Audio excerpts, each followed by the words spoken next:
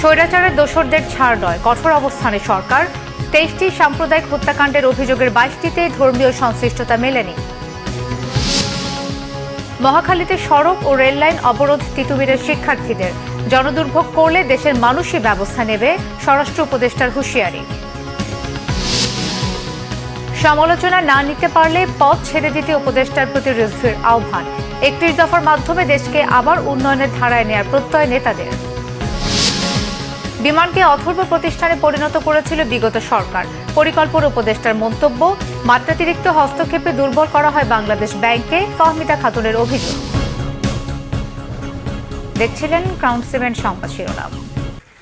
হিন্দু, বৌদ্ধ, খ্রিস্টান অ্যাসোসিয়েশনের 23টা কমিউনাল হত্যার অভিযোগের কোনোটাতেই সাম্প্রদায়িক সহিংসতার ঘটনার প্রমাণ পাওয়া যায়নি, জানিয়েছেন প্রধান উপদেষ্টার প্রেস সচিব। প্রধান উপদেষ্টার বাসভবনের সামনে ব্রিফিংয়ে একথা জানান তিনি। প্রেস সচিব বলেন, অভিযোগগুলো নিয়ে পুলিশ ব্যাপকভাবে তদন্ত করে সাম্প্রদায়িক সহিংসতার কোনো প্রমাণ পায়নি। মানবাধিকার সংগঠনগুলোকেও এগুলো নিয়ে তদন্তের আহ্বান জানান তিনি। একই সাথে এই ধরনের বিভ্রান্তিমূলক প্রচারণা দেশের সার্বিক সাম্প্রদায়িক সম্প্রীতি বিনষ্টের সূত্রপাত ঘটাতে পারে বলে বিবেচনায় সকল পক্ষকে আরও দায়িত্বশীল হওয়ার আহ্বান জানিয়েছে অন্তর্বর্তী সরকার। বাংলাদেশ হিন্দু, বৌদ্ধ, খ্রিস্টান ঐক্য পরিষদ গত বৃহস্পতিবার এক সংবাদ সম্মেলনে দাবি করে, গণঅভ্যুত্থানের পর গত 4.5 মাসে দেশে সাম্প্রদায়িক সহিংসতার ঘটনায় 23 জন হত্যার শিকার হয়েছেন। হিন্দু, বৌদ্ধ, খ্রিস্টান ঐক্য পরিষদের এই দাবিকে অন্তর্বর্তীকালীন সরকার অত্যন্ত গুরুত্বের সঙ্গে নিয়েছে জানিয়ে উল্লেখিত 23টি হত্যাকাণ্ডের তালিকা সংগ্রহ করে পুলিশের কাছে পাঠিয়ে প্রতিটি ঘটনার প্রকৃত কারণ ও আইনি পদক্ষেপ সম্পর্কে জানতে চাওয়া হয় বলেও জানান প্রেস সচিব। তিতুমির কলেজকে বিশ্ববিদ্যালয় ঘোষণার দাবিতে 6ষ্ঠ দিনের মতো অনশন এবং রাস্তা ও রেললাইন বন্ধ করে আন্দোলন করছে প্রতিষ্ঠানটির শিক্ষার্থীরা। ক্যাম্পাসে চলছে শাটডাউন। মহাখালী থেকে গুলশান পর্যন্ত রাস্তা বন্ধ থাকায় দুর্ভোগ পোহাতে হয় এই পথের যাত্রীদের। এতদিন ধরে আন্দোলন চললেও সরকারের পক্ষ থেকে কোনো যোগাযোগ না করায় ক্ষোভ জানিয়ে দাবি না মানা পর্যন্ত আন্দোলনের হুঁশিয়ারি দিয়েছেন শিক্ষার্থীরা। আরও জানাচ্ছেন দীপন দেওয়ান। তিতুমির কলেজের মূল ফটকের সামনে আমরণ অনশনে শিক্ষার্থীরা। অনেকেই অসুস্থ হয়ে পড়ায় স্যালাইন দেওয়া হয়, কয়েকজনকে নেওয়া হয়েছে হাসপাতালে। বিশ্ববিদ্যালয় ঘোষণার দাবিতে সকাল 11টা থেকে তিতুমির কলেজের সামনের রাস্তা অবরোধ করার কথা থাকলেও সেই কর্মসূচি শুরু হয় দুপুর 12টায়। বিশ্ববিদ্যালয়ের দাবিতে স্লোগান দিতে থাকেন শিক্ষার্থীরা। বলেন, 7 দফা দাবি যৌক্তিক, কিন্তু সেই দাবি পূরণে এখনো পর্যন্ত কোনো আশ্বাস মেলেনি সরকারের পক্ষ থেকে। এই আন্দোলনের শুরু থেকে এই শেষ পর্যন্ত এখন পর্যন্ত রাষ্ট্রীয়ভাবে কোনো ব্যক্তিবর্গ আমাদের এইখানে উপস্থিত হয়ে একটা বক্তব্য প্রদান করে নাই। কলেজ হিসেবে এখানে যদি 35,000 স্টুডেন্ট পড়তে পারে, তাহলে বিশ্ববিদ্যালয় হলে কি পারবে না? তখনও তো অবশ্যই পারবে। তো এত বিশাল সংখ্যক একটা স্টুডেন্ট যদি এখান থেকে উচ্চশিক্ষা নিতে পারে, তাহলে তো তারা প্রাইভেট ইউনিভার্সিটিতে বেশি টাকা দিয়ে পড়তে যাবে না। এখানে একটা পাবলিক বিশ্ববিদ্যালয় হলে এখানে অনেক ভালো ভালো সাবজেক্ট আসবে, অনেক ভালো ভালো পিএইচডিধারী শিক্ষক আসবে। তো সেক্ষেত্রে আমাদের লেখাপড়ার মান তো অবশ্যই উন্নয়ন হবে। মহাখালী থেকে গুলশান পর্যন্ত রাস্তা বন্ধ থাকায় দুর্ভোগে পড়েন এই পথের যাত্রীরা। অনেককে হেঁটে গন্তব্যে পৌঁছতে হয়, অনেকে আবার ব্যক্তিগত যানবাহন নিয়ে আটকে থাকেন ব্যারিকেডের বেড়াজালে।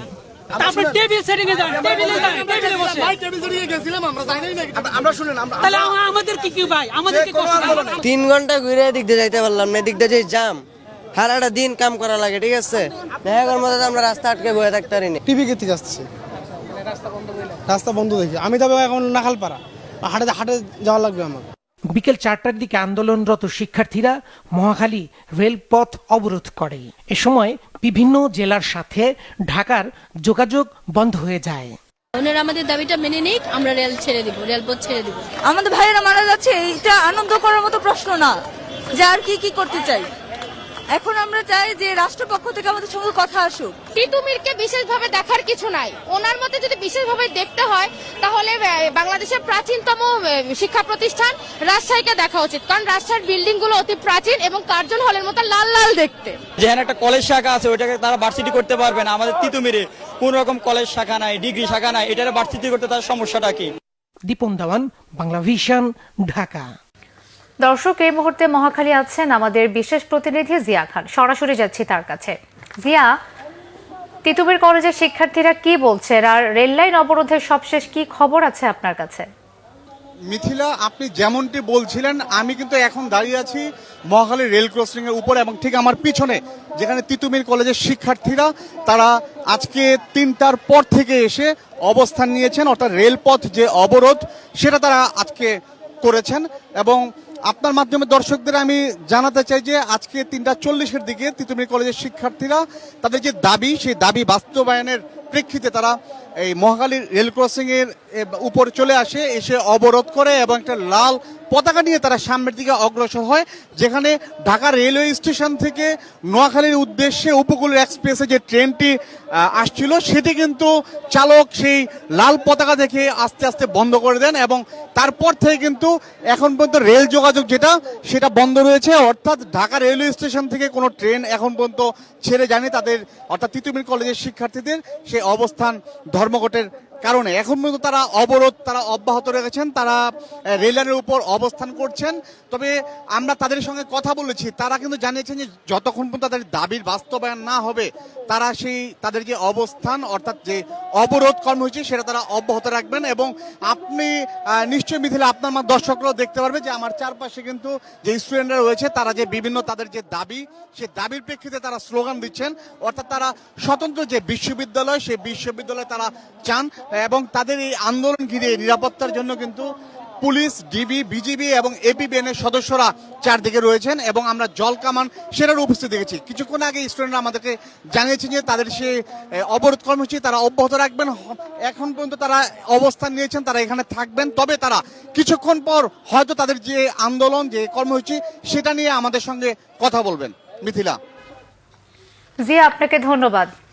মহাখালী থেকে তিতুমির কলেজ শিক্ষার্থীদের সবশেষ খবর জানাচ্ছিলেন জিয়া খান। তিতুমিরকে বিশ্ববিদ্যালয় করলে বাকি 6 কলেজকেও আলাদা করে বিশ্ববিদ্যালয় ঘোষণা দিতে হবে, এমন দাবি করেছেন প্রতিষ্ঠানগুলোর সমন্বয়করা। তাদের অভিযোগ, তিতুমিরের শাটডাউনে বাংলা কলেজের কয়েক হাজার শিক্ষার্থীর পরীক্ষা নিয়ে তৈরি হয়েছে অনিশ্চয়তা। হুমকির মুখে তাদের শিক্ষা জীবন।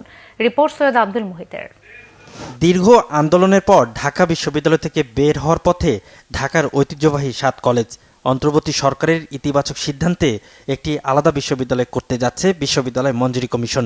7 কলেজ পর্যালোচনা করে দেখা গেছে ঢাকা কলেজের শিক্ষার্থী 17,000-এর বেশি, জমির পরিমাণ 18.81 একর, প্রতিষ্ঠাকাল 1841। একইভাবে ইডেন কলেজের শিক্ষার্থী 35,000, জমির পরিমাণ 7.3 একর, প্রতিষ্ঠা 1873 সাল। বাংলা কলেজের শিক্ষার্থী 30,000, জমির পরিমাণ 25 একর, প্রতিষ্ঠা 1962 সালে। তিতুমির কলেজের শিক্ষার্থী 25,000, জমির পরিমাণ 11 একর, প্রতিষ্ঠা 1968 সালে। এছাড়া বেগম বদরুন্নেসা সরকারি মহিলা কলেজ, কবি নজরুল সরকারি কলেজ ও শহীদ সরওয়ার্দী কলেজও গুরুত্ব বিবেচনায় অনেক দূর এগিয়ে। এমন বাস্তবতায় তিতুমির কলেজের আলাদা বিশ্ববিদ্যালয়ের দাবি বিভ্রান্তিকর, বলছেন সমন্বয়করা। তাদের এই দাবি যদি কোনোভাবে পূরণ করার লক্ষ্যে অগ্রসারিত হয় তখন এই বাকি 6 কলেজ বা 6 কলেজের সাধারণ শিক্ষার্থীরা কোনোভাবে এটা মেনে নিবে না। যদি স্বতন্ত্র পরিচয়ের জন্য মাঠে নামতে হয়, দাবি তুলতে হয়, সেটা সর্বপ্রথম ঢাকা কলেজ এবং ইডেন মহিলা কলেজ এই দাবিটা রাখে। তো মানে যদি সরকার সিদ্ধান্ত নেয় তাহলে তো আমরা বসে থাকবো না। আমরা ইডেন মহিলা কলেজ থেকে আমরাও তাহলে আমাদের বিশ্ববিদ্যালয় করার জন্য আমরা আন্দোলন গড়ে তুলবো। এই আন্দোলন সম্পূর্ণ অযৌক্তিক আমরা মনে করছি। এরপরেও যদি কোনো না কোনো কারণে রাষ্ট্র সিদ্ধান্ত নেয় তাদেরকে নিয়ে এককভাবে কিছু করবে, সেক্ষেত্রে আপনারা জানান যে 7টি ক্যাম্পাসের মধ্যে অনেকগুলো ক্যাম্পাস আলাদা আলাদা ইউনিভার্সিটি চাচ্ছে এবং ঢাকা কলেজ তার প্রথম দাবিদার এবং ঢাকা কলেজও সেক্ষেত্রে আলাদা একটি আন্দোলন করবে। বর্তমান এই সিচুয়েশনে এসে এটা আসলে বিশ্ববিদ্যালয় করার সময় না, কেননা বিশ্ববিদ্যালয় যদি বিপ্লবকে করা হয় তাহলে এটার একটা সাইড ইফেক্ট থাকবে, এটা অনেকটা ছোঁয়াচে রোগের মধ্যে অন্যান্য কলেজগুলোতে ছড়িয়ে পড়বে। বাংলা কলেজের শিক্ষার্থীরা বলছেন তাদের পরীক্ষা কেন্দ্র তিতুমির কলেজে। শাটডাউনের কারণে তাদের পরীক্ষা নিয়ে তৈরি হয়েছে অনিশ্চয়তা। তবে ঢাকা কলেজ অধ্যক্ষ AKM ইলিয়াস আশ্বস্ত করছেন আন্দোলনের প্রভাব পরীক্ষায় পড়বে না। তিতুমির কলেজের যে আন্দোলন, সেই প্রেক্ষাপটে 2 অধ্যক্ষ মহোদয়, তিতুমির কলেজ এবং বাংলা কলেজের 2 অধ্যক্ষ মহোদয়ের সাথেই কথা হয়েছে। ওনারা দ্ব্যর্থহীনভাবে বলেছেন কোনো রকম শঙ্কা নাই পরীক্ষা না হওয়ার, পরীক্ষা অবশ্যই হবে। কারো ছাত্ররা পরীক্ষা চাচ্ছে, এই ব্যাপারে কারো কোনো শঙ্কার সুযোগ নেই। তিতুমির ঐক্য বা তিতুমির শিক্ষার্থীরা কিন্তু অলরেডি জানিয়ে দিয়েছে যে তারা 6 কলেজের কাউকেই তাদের ক্যাম্পাসে প্রবেশ করতে দেবে না। এটা এক প্রকার সামাজিক মাধ্যমে তারা কিন্তু এক প্রকার ওপেন থ্রেট দিয়ে দিয়েছে। এতে করে আমাদের যে শিক্ষার্থী আছে বাংলা কলেজের অনার্সে যারা পরীক্ষা দেও তিতুমিরে গিয়ে, তারা একটা শঙ্কার মধ্যে আছে যে আমরা সঠিকভাবে পরীক্ষা দিতে পারবো কিনা। 7 কলেজের বিশ্ববিদ্যালয় আন্দোলনে অংশ নেয়া তিতুমিরের একাংশের প্রতিনিধিদের হুমকি দেওয়া হচ্ছে বলেও অভিযোগ করেন শিক্ষার্থী সমন্বয়করা। সৈয়দ আব্দুল মুহিত, বাংলাভিশন, ঢাকা। সড়ক বা রেলপথ অবরোধ করে মানুষকে কষ্ট না দিয়ে তিতুমির কলেজের শিক্ষার্থীদের ক্যাম্পাসে ফেরার আহ্বান জানিয়েছেন স্বরাষ্ট্র উপদেষ্টা অবসরপ্রাপ্ত লেফটেন্যান্ট জেনারেল জাহাঙ্গীর আলম চৌধুরী। বলেন, আন্দোলনের নামে জনদুর্ভোগ সৃষ্টি করলে দেশের মানুষই তাদের বিরুদ্ধে ব্যবস্থা নেবে। এদিকে শিক্ষা সচিব সিদ্দিক জুবায়ের বলেছেন, তিতুমির কলেজকে বিশ্ববিদ্যালয়ে রূপান্তরের সম্ভাব্যতা যাচাইয়ের জন্য করা কমিটির সুপারিশের পরই এ বিষয়ে সিদ্ধান্ত নেওয়া হবে। মুহিবুল্লাহ মুহিবের রিপোর্টে বিস্তারিত। সচিবালয় স্বরাষ্ট্র মন্ত্রণালয়ে আইন শৃঙ্খলা কমিটির সভা অনুষ্ঠিত হয়। 21শে ফেব্রুয়ারিকে কেন্দ্র করে আইন শৃঙ্খলা পরিস্থিতির পাশাপাশি বিশ্ববিদ্যালয়ের দাবিতে তিতুমির কলেজের শিক্ষার্থীদের আন্দোলন সহ দেশের সার্বিক আইন শৃঙ্খলা পরিস্থিতি নিয়ে আলোচনা হয় সভায়। বৈঠক শেষে ব্রিফিংয়ে তিতুমির কলেজের শিক্ষার্থীদের ক্যাম্পাসে ফিরে যাওয়ার আহ্বান জানান স্বরাষ্ট্র উপদেষ্টা। এসব আন্দোলনের পেছনে ভিন্ন উদ্দেশ্য দেখছেন তিনি। তাদের দাবি দাওয়া নিয়ে তাদের যদি থাকে তাহলে তো আলাপ আলোচনা করতে পারে, এবং এই আলোচনাটা কিন্তু তাদের ক্যাম্পাসের ভিত্তিও হতে পারে। তারপরে যেমন ধরেন তাদের মাঠ আছে, ওই মাঠেও তারা কিন্তু তাদেরটা করতে পারে। কিন্তু জনগণকে দুর্ভোগ করে, মানে রাস্তাঘাট ব্লক করে, এটা কিন্তু জনগণ যে কীরকম একটা ইসের ভিতরে পড়ে, এটা তো আপনারা নিজেরা রিয়েলাইজ করেন। এই ব্যাপারে আমি আপনাদেরও কিন্তু সাহায্য সহযোগিতা চাই। এখন আপনারা বলেন এই অবস্থা আমার কি করা উচিত, আপনারাই বলেন। মানুষের না বিশ্বাস উঠে যাচ্ছে, আমারও না বিশ্বাস উঠে যাচ্ছে। না, আমাদের দায়িত্ব এটা না বলেন, এটা আপনারা দেশবাসী, আপনাদের সবারই দায়িত্ব। আপনারা এই যে আমার সচিব মহোদয় যেখানে বললেন, এটা আপনারা ভালোভাবে প্রজেক্ট করেন। জনগণই কিন্তু তাদের একসময় উঠাই দিবে এই রেল লাইনে থেকে। এ সময় শিক্ষা মন্ত্রণালয়ের সচিব সিদ্দিক জুবায়ের বলেন, তিতুমির কলেজের শিক্ষার্থীদের প্রধান 3টি দাবির 2টি মেনে নিয়েছে সরকার। পিএইচডিধারী শিক্ষকদের সংখ্যা বাড়ানো এবং গবেষণায় বিশেষ বরাদ্দ বাড়ানো হলেও কলেজটিকে বিশ্ববিদ্যালয়ে রূপান্তরে ইউজিসির সুপারিশের জন্য অপেক্ষা করার কথা বলেন তিনি। তিতুমিরের যে ছাত্ররা আন্দোলনে আছে তাদের প্রতি আমরা সহানুভূতিশীল, কিন্তু সাধারণ ছাত্ররা চাচ্ছে যে তাদের পড়াশোনা যেন নির্বিঘ্ন থাকে, তাদের পড়াশোনা যেন এই ধরনের আন্দোলনের ফলে ক্ষতিগ্রস্ত না হয়। সুতরাং সরকার সেটাকেও লক্ষ্য রাখছে। তিতুমির কলেজ আলাদাভাবে আরও 2টা দাবি জানিয়েছে। ওখানে 17 জন পিএইচডি হোল্ডার আছেন। তারপরেও যদি আরও দিলে শিক্ষার মান বাড়ে ওই কলেজের, আমরা আরও দিব। দ্বিতীয় আরেকটা দাবি করেছে তারা, যে গবেষণার জন্য বরাদ্দ বাড়াতে হবে। সেটাও আমরা এগ্রি করেছি যে বরাদ্দ বাড়াবো। তাদের যেই বিশ্ববিদ্যালয়ে হওয়ার দাবি, সেইটা আমরা বলেছি যে ইউজিসির যে কমিটি, সেই কমিটি যেভাবে সাজেশন দিবে সেটার উপরে আমরা পর্যালোচনা করে পরবর্তীতে সিদ্ধান্ত নেব। গত 53 বছরে দেশে আইন শৃঙ্খলা পরিস্থিতির কথা উল্লেখ করে সরকার পরিস্থিতির উন্নতির চেষ্টা করছে বলে জানান স্বরাষ্ট্র উপদেষ্টা। আমরা একেবারে 100% স্যাটিসফাই না, এই জন্য আমরা প্রতিনিয়তই চেষ্টা করতেছি আইন শৃঙ্খলা পরিস্থিতি আরও কিভাবে উন্নত করা যায়। মুহিবুল্লাহ মুহিব, বাংলাভিশন, ঢাকা। সমালোচনা না নিতে পারলে উপদেষ্টার পদ ছেড়ে দিতে আহ্বান জানিয়েছেন বিএনপির সিনিয়র যুগ্ম মহাসচিব রুহুল কবির রিজভী। তিনি বলেন, এই সরকার নিরপেক্ষতা হারাচ্ছে, একই সাথে সরকারকে ব্যর্থ করতে নানান ষড়যন্ত্র চলছে। অভিযোগ করেন, শেখ হাসিনা ভারতে অবস্থান করে নেতাকর্মীদের বাংলাদেশে বিশৃঙ্খলা তৈরি করতে উস্কানি দিচ্ছে। রিপোর্ট করছেন সিকান্দার রেমান। বিএনপির প্রতিষ্ঠাতা শহীদ রাষ্ট্রপতি জিয়াউর রহমানের মাজারে ফুল দেওয়ার পর রুহুল কবির রিজভী সমালোচনা না নিতে পারলে উপদেষ্টার পদ ছেড়ে রাজনৈতিক দল করার আহ্বান জানান। স্বাধীন চিন্তায় কথা বলার ক্ষেত্রে কোনো প্রতিবন্ধকতা তৈরি না হয় এমন সংস্কারের তাগিদ দেন তিনি। এমন সংস্কার করতে হবে যাতে কোনো সরকারি যেন রক্তচক্ষু দেখিয়ে জনগণকে দমন করতে না পারে। আমরা সেই পরিবেশ চাই। সরকারের কোনো উপদেষ্টা আমরা সমালোচনা করলে তারা একটু ইরিটেট ফিল করে, তারা বিরক্ত হন, তারা বিভিন্ন মন্তব্য করে। তাহলে অন্তর্বর্তীকালীন সরকার কেন আপনারা উপদেষ্টার পদ থেকে ছেড়ে দিয়ে রাজনৈতিক দল করেন?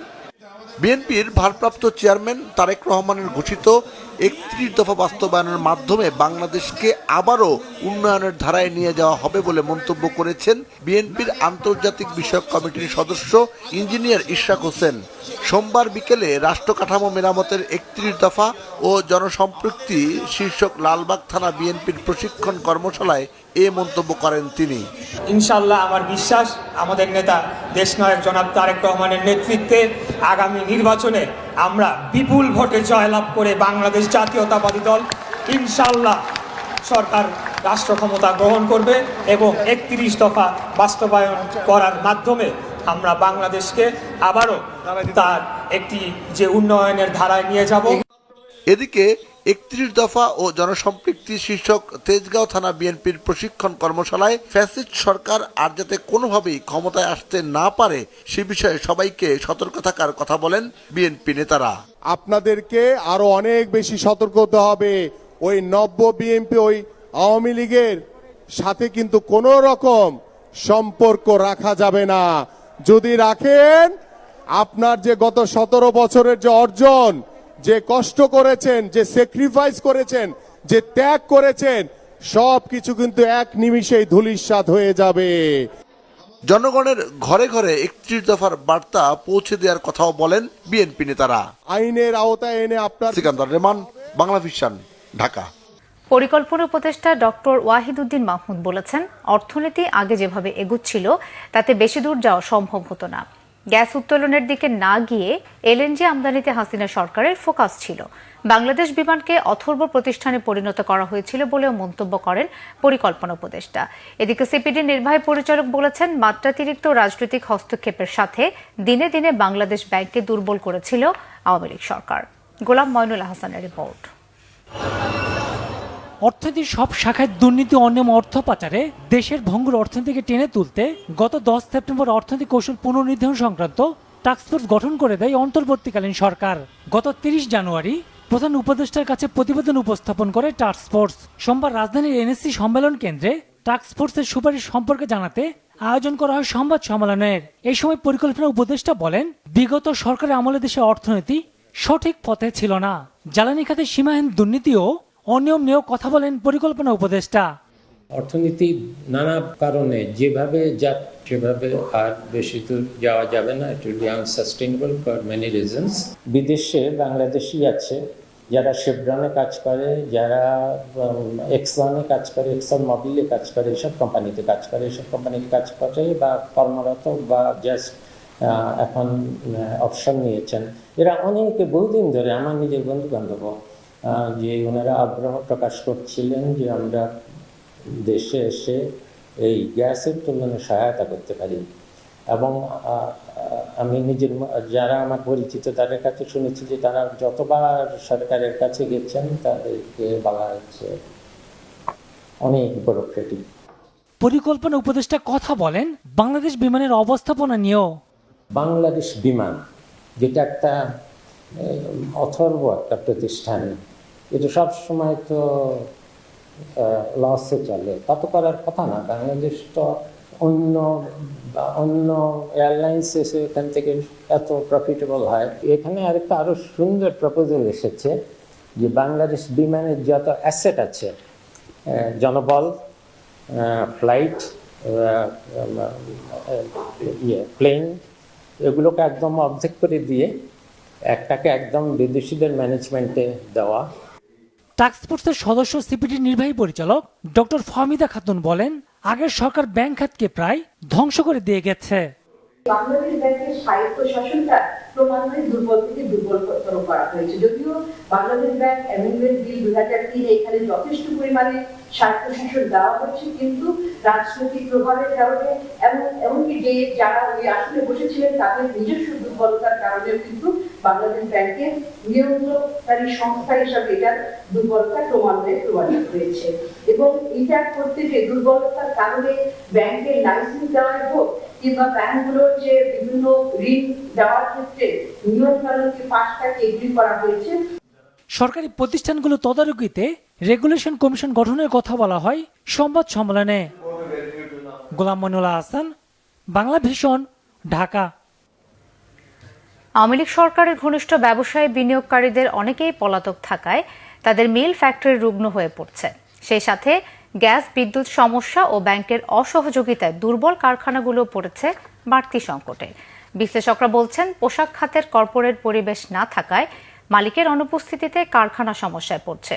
তবে পোশাকের ক্রয় আদেশের প্রবাহ বাড়তে থাকায় নেতিবাচক প্রভাব পড়বে না রফতানিতে। 5 আগস্ট শেখ হাসিনা সরকারের পতনের পর শ্রমিক অসন্তোষ ইস্যুর উপর ভর করে চেষ্টা চলে পোশাক খাতকে অস্থির করার। ওই সময় অনেক কারখানা বন্ধের ঝুঁকিতে পড়ে। গত 5.5 মাসে গাজীপুর সাভার এলাকায় বন্ধ হওয়া 68 শিল্প কারখানার অধিকাংশ পোশাক খাতের। যাদের সহন ক্ষমতা যাদের কম, একেবারে মার্জিনাল লেভেলে যারা চলছিল, সেগুলোর কারণে বন্ধ হয়েছে। কিছু ফ্যাক্টরি বন্ধ হয়েছে ধরেন আনলফুল লেবার আনরেস্টের কারণে, ঠিক আছে। তারা মনে করছে যে না, এইভাবে ফ্যাক্টরি চালানো যাবে না। 10,000 বা 20,000 বা 50,000 শ্রমিক যদি কোনো ফ্যাক্টরি থেকে বন্ধ হওয়ার কারণে যদি বেকার মনে করার কোনো কারণ নাই, এদের অধিকাংশই অন্য ফ্যাক্টরিতে অ্যাবজর্ব হয়ে যায়। জুলাই থেকে ডিসেম্বর এই প্রান্তে এই অর্ধে প্রবৃদ্ধি যথেষ্ট ইতিবাচক ধারা আবার ফিরে এসছে। 2 অঙ্কের ঘরে এখন রপ্তানি প্রবৃদ্ধি রয়েছে এবং বলা হচ্ছে আগামী দিনের জন্য গার্মেন্টসের অর্ডারের ভালো সুযোগ রয়েছে। হতে পারে যে সমস্ত কারখানা বন্ধ হয়েছে, যারা এখন অপারেশনে রয়েছে তাদের অনেকে হয়তো ওই ধরনের কারখানাগুলো লং টার্ম লিজ নিতে পারে, অনেকে হয়তো অ্যাকিউজ করতে পারে, অ্যাকুজেশন করতে পারে, করে তারা আবার কিন্তু বড়ভাবে কারখানা কিন্তু চালাতে পারে। পোশাক খাতে কর্পোরেট পরিবেশ তৈরি না হও এখনকার সংকটের কারণ বলে মনে করেন তারা। আমাদের দেশে গার্মেন্টস খাতে কর্পোরেটাইজেশনের এটা একটা বড় দুর্বলতা যে যারা কিনা ডিরেক্টরস থাকেন, চেয়ারম্যান থাকেন, তারাই ম্যানেজমেন্টের দায়িত্বে থাকেন এবং ডিরেক্টর বা চেয়ারম্যানের যে কোনো ধরনের রাজনৈতিক পরিচয় বা যে কোনো ধরনের অন্যায়ের কারণে কারখানাটি ক্ষতিগ্রস্ত হয় এবং সেই জায়গাটিকে এখন পর্যন্ত আলাদা করা যায়নি।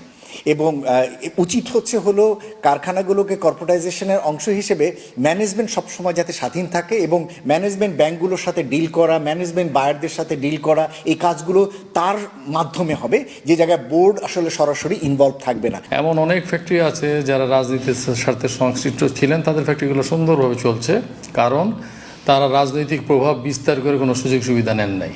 কর্মহীন শ্রমিকদের অনেকে রাস্তায় নামছেন কারখানা খুলে দেওয়া বকেয়া বেতনের দাবিতে। তাদের সামলাতে হিমশিম খেতে হচ্ছে আইন শৃঙ্খলা বাহিনীকে। গোলাম মইনুল্লাহ হাসান, বাংলা ভিশন, ঢাকা। দর্শক, এই মুহূর্তে মিরপুর স্টেডিয়ামে আছেন আমাদের স্পোর্টস বিভাগের বিশেষ প্রতিনিধি মনির হোসেন খান। সরাসরি যুক্ত হচ্ছি তার সাথে। মনির, বিপিএল চলছে প্রথম কোয়ালিফায়ার, জিতলেই স্বপ্নের ফাইনাল। ফরচুন বরিশাল বা চিটাগাং কিংস এর ম্যাচে কার সম্ভাবনা বেশি দেখছেন?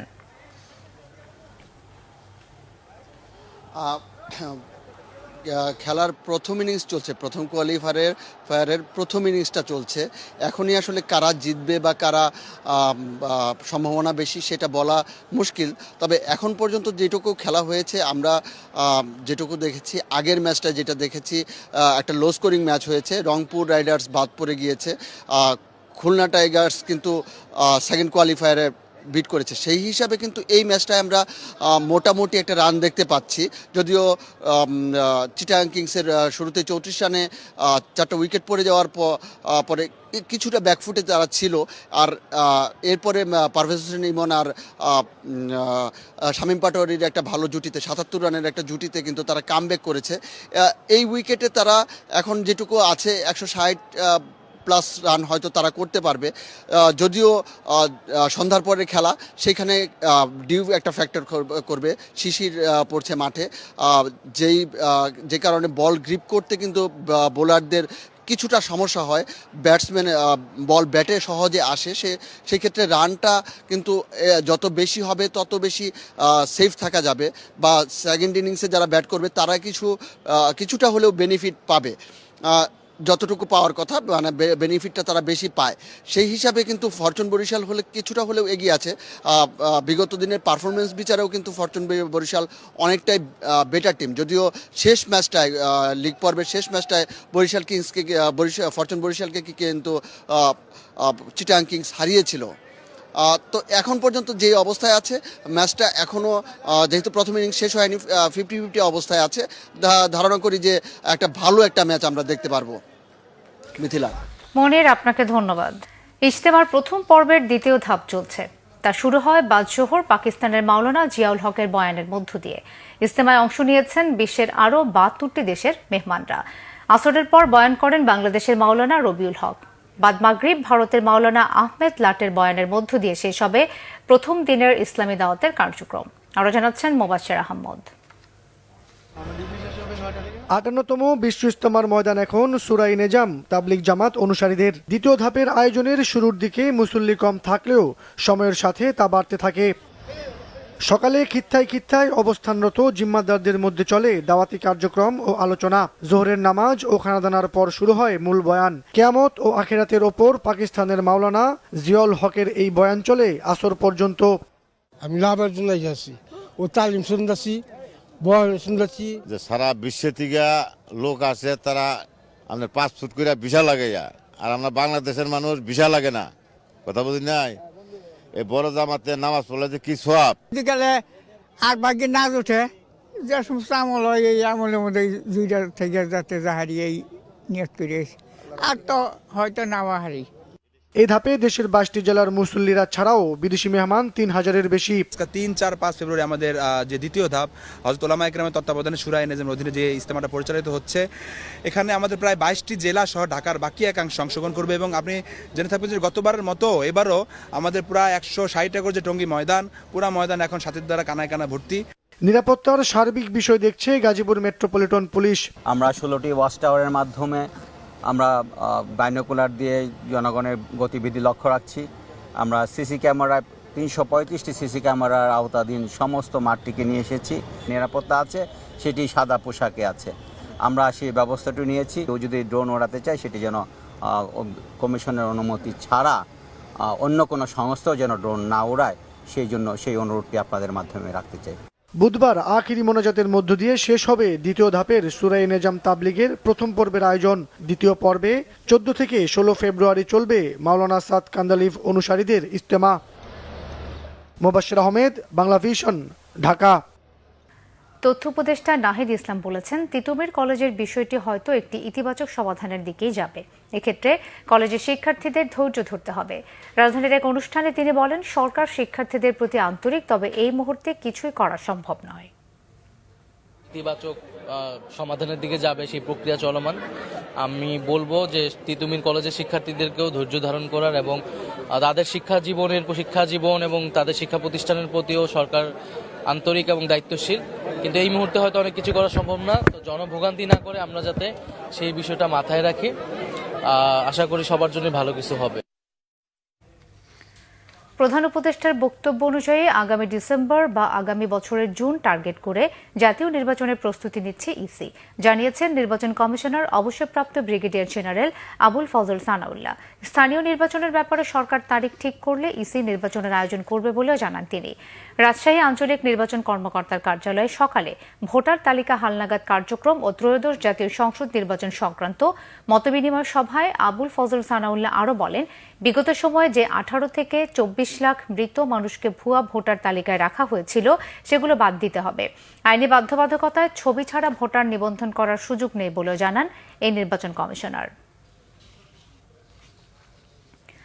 Malawi defence force commander general Paul Valentino সেনাবাহিনীর প্রধান জেনারেল ওয়াকারুজ্জামানের সঙ্গে সৌজন্য সাক্ষাৎ করেছেন।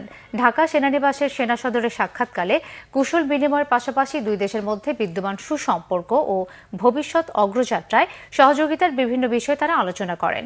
সেনাপ্রধান জেনারেল ওয়াকারুজ্জামানের সঙ্গে সাক্ষাতের আগে মালাউই ডিফেন্স ফোর্স কমান্ডার শিখা অনির্বাণে পুষ্পস্তবক অর্পণ করেন। পরে সেনাকুঞ্জে সশস্ত্র বাহিনীর একটি চৌকস দল তাকে গার্ড অফ অনার প্রদান করেন। সেখানে একটি গাছের চারা রোপণ করেন তিনি। গত রবিবার 5 দিনের সরকারি সফরে ঢাকা আসেন মালাউই ডিফেন্স ফোর্স কমান্ডার। রাজধানীতে সকাল থেকে সরস্বতী পূজার মণ্ডপগুলোতে সনাতন ধর্মাবলম্বীদের ভিড়। তাদের বিশ্বাস, বিদ্যা, বাণী আর সুরের দেবী সরস্বতী।